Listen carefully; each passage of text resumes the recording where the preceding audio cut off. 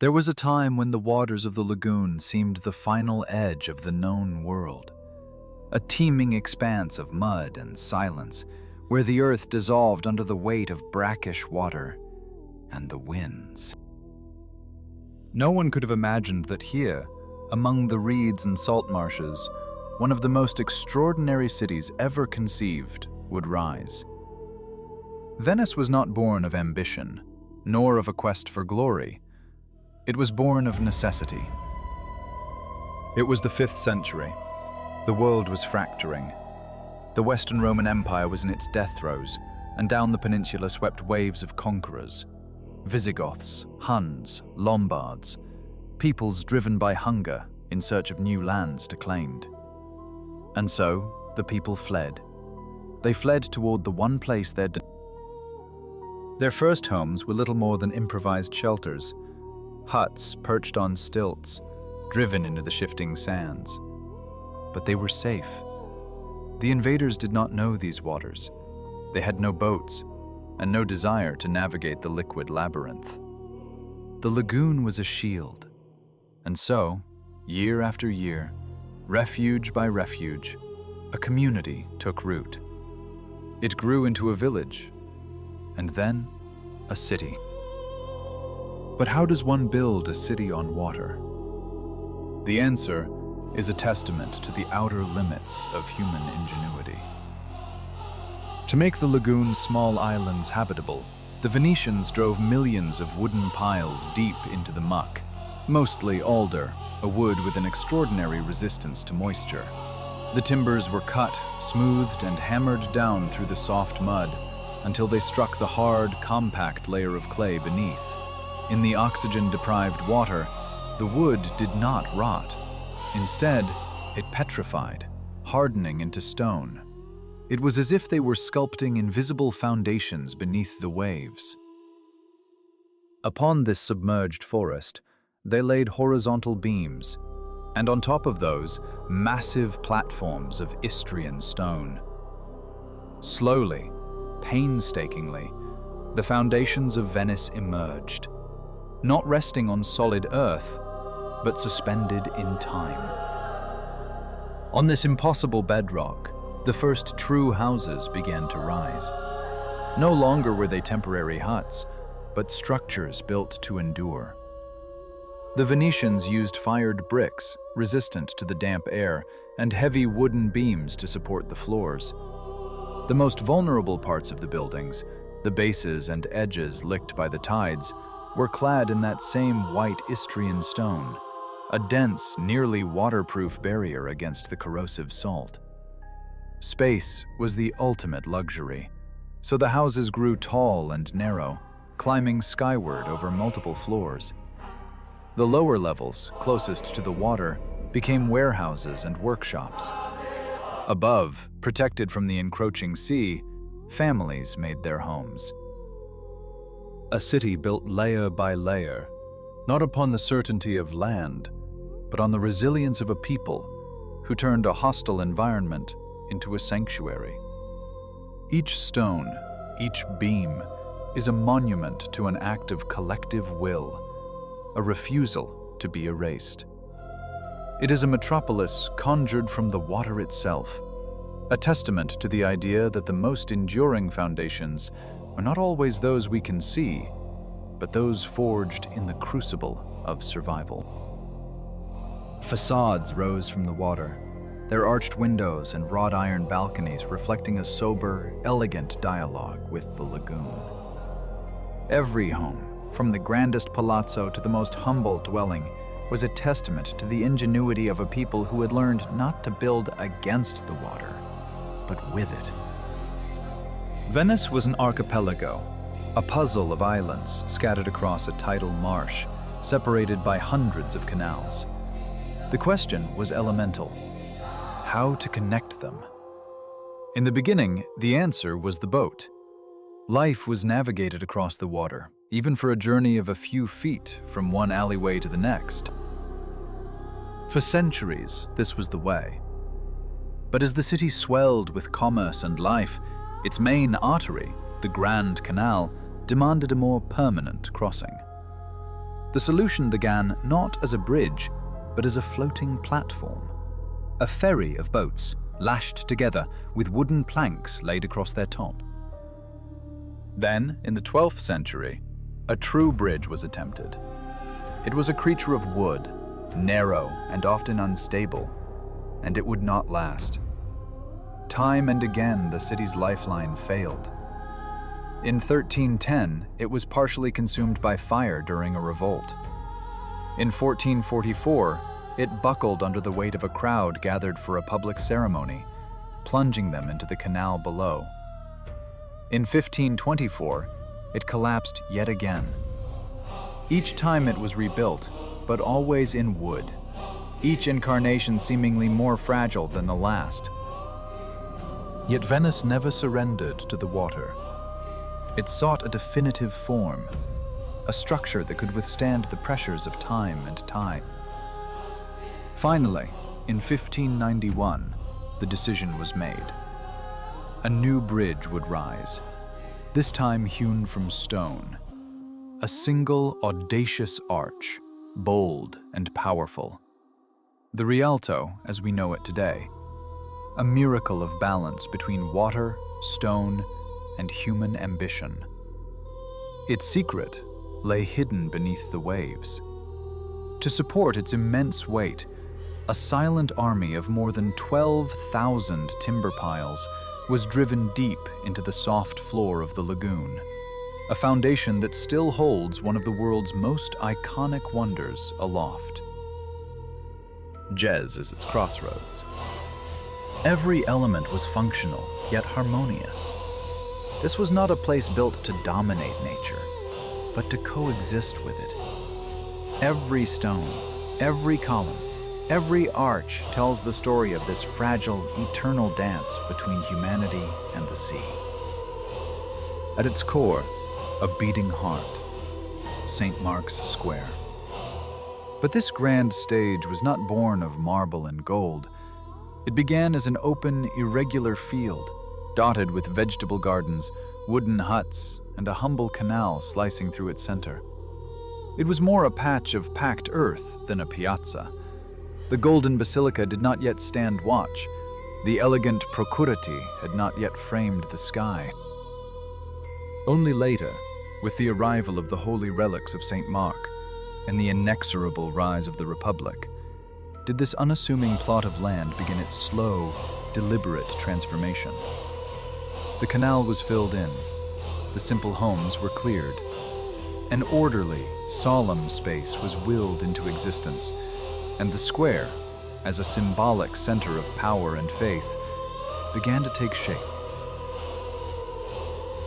Here, in the mud and the water, an idea was forged into stone.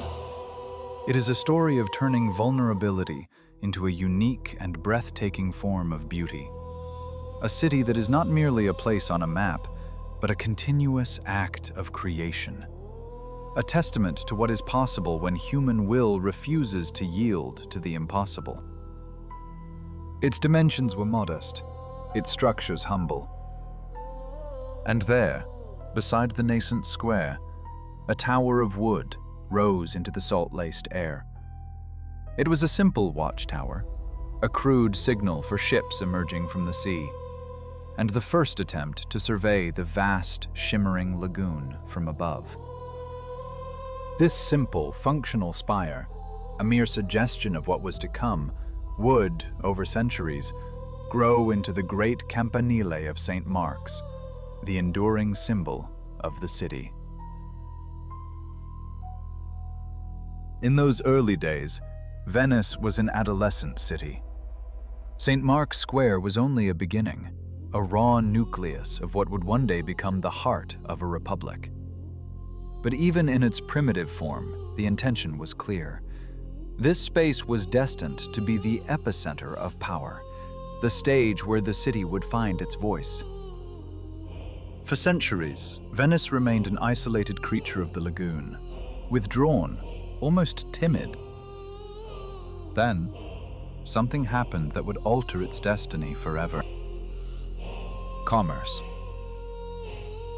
The change arrived not with a whisper, but a roar. The groan of rope and wet timber, the scent of distant spices carried on the wind. Venetian ships now sliced through the waves, their holds heavy with silks, pepper, purple dye, and glass. Venice was no longer a refuge. It had become a vital gear in the machinery of the world, a necessary passage, a city in perpetual motion. Its narrow alleys now teemed with life, its workshops hummed with industry, its markets echoed with a babble of foreign tongues. Every day the world arrived, and every day it departed. But the true turning point came in the year 1204. During the Fourth Crusade, the Venetians achieved the unthinkable, the conquest of Constantinople. It was not the plan, but it happened. And when they returned, they brought with them the unimaginable. Columns, statues, and gold, horses cast in bronze, treasures of an ancient empire dismantled piece by piece and resurrected in the lagoon. These were not mere trophies, they were symbols. They were the very foundation stones of a new power, marble that screamed to the world, "We are the heirs of Rome." As prestige grew, so did the city itself. The arsenal, the city's warehouses and forges where time was measured in labor and labor was forged into power. They built galleys, it was said, as a baker makes bread, one a day. A revolution born from mud.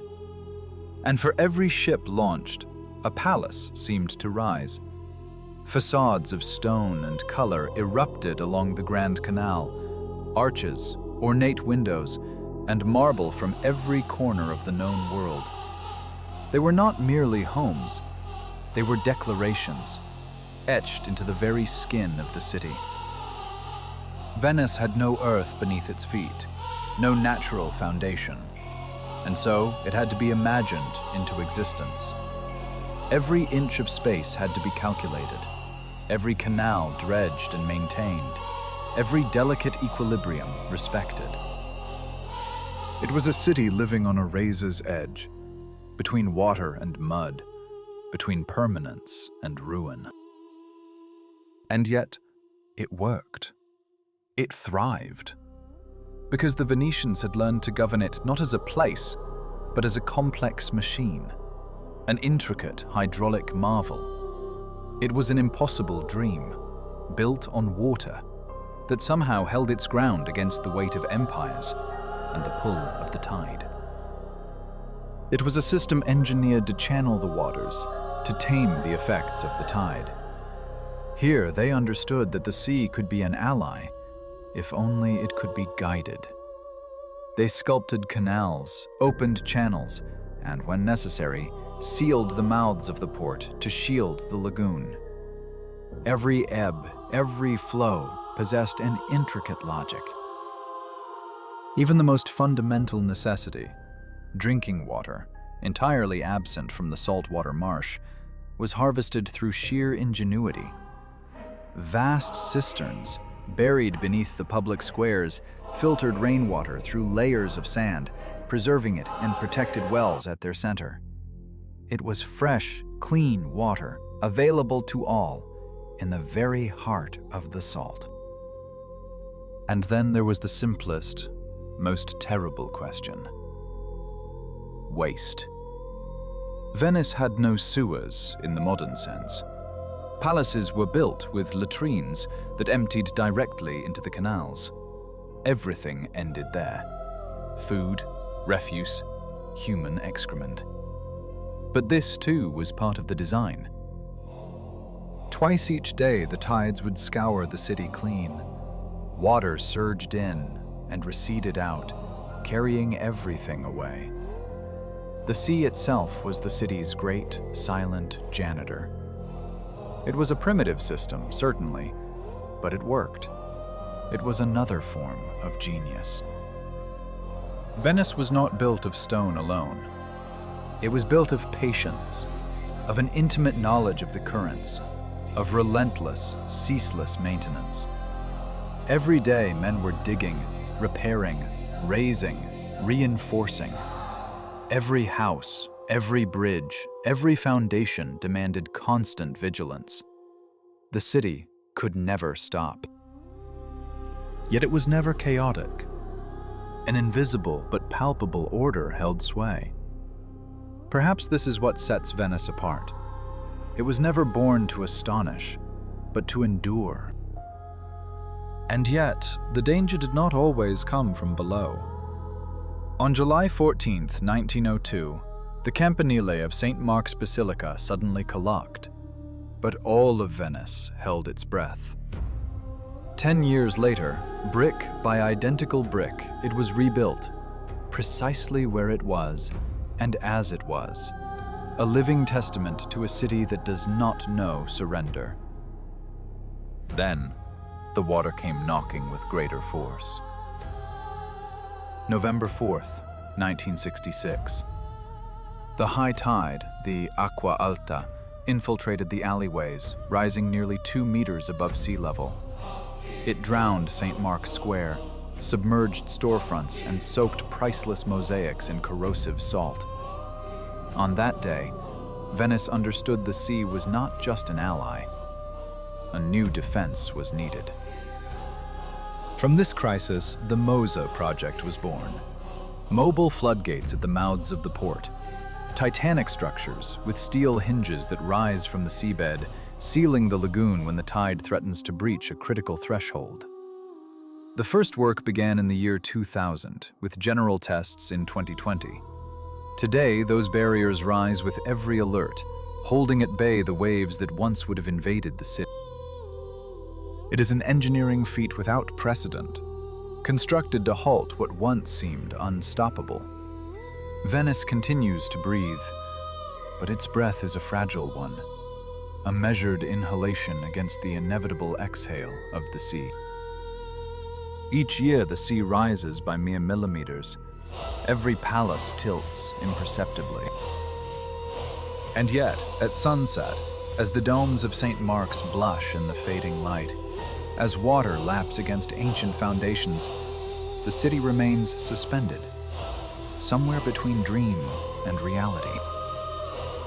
Every mooring post, every stone, every gate of the great sea walls, they all tell the same story. It is the story of a people who refused to surrender to the impossible. Venice is more than a location on the map. It is a testament that beauty can be born from fragility, that human ingenuity, forged in the crucible of necessity, can become eternal poetry. And so, from mud and fear, an impossible city was born. And yet, it is real. A paradox of stone and water, a defiant dream that, against all odds, simply refuses to wake.